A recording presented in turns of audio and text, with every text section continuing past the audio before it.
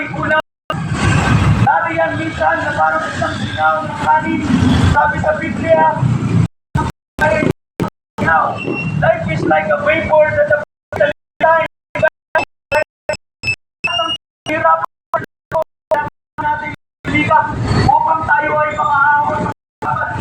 Pero ano ang kahihinatnan? Mag-aaral tayong mabuti, pero ang kahihinatnan namin ay temporary na. Ang kayamanan na ating makakamtan ay temporary lamang. For what shall it profit a man if he shall gain the whole world but lose his own soul? Ano po ba ang paraan upang tayo ay magkaroon ng ikalawang buhay? Ang buhay natin dito ay temporary lamang. Kapagkat tayo ay mamamatay, ang lahat ng narito sa lupa ay mamamatay. Hindi ko po sinasabing ngayon, God forbid, wag naman po sana. Sabi po sa Hebrews 9 verse 27, and as it is appointed unto men once to die, but after this the judgment. Naiisang beses lamang mamamatay. Pagkatapos nito ay huhukuman. Haharap tayo sa ating dakilang Diyos. Doon tayo huhukuman at doon tayo ay papatawad ng ikalawang kamatayan.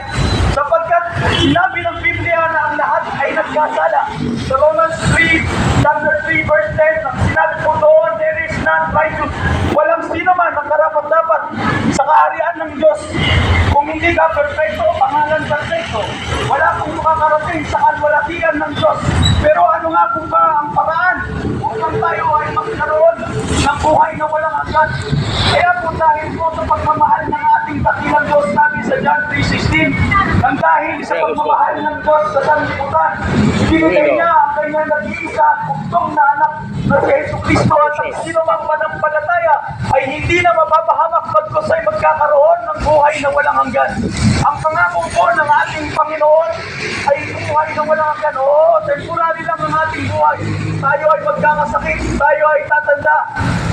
Balang araw darating, ang ating kaluluwa ay hihiwalay sa ating katawan. Hindi na ito magpapagala-gala. Ang ating kaluluwa ay direktang haharap sa ating dakilang Diyos. Kaya kung mayroon lamang isang tagapagligtas at walang iba kundi ang ating Panginoong Jesus, siya ang sinutong sinadyakan, kinoronahan ng tinig at siyang naipakong sa krus upang tayo ay hindi maparusahan sa naglalawang apoy ng impyerno, na ang uod dito ay hindi namamatay at ang apoy na ito ay kulay itim lamang at hindi ito namamatay, sapagkat ang ating kaluluwa ay pupunta dito itatapon. Kaya po ang ginawa ng ating Panginoong Jesus, siya po ay bumaba, nagkatawang tao, pinanak sa sabsaban. Alam niyo po ba na ang sabsaban ang pinakamahirap na lugar? Ito ang kainan ng asno, ng mga tupa, ng baka, minsan dito pumatay. Pero bakit pinili ng ating dakilang tagapagligtas na anak ng Diyos na dito ipanganak?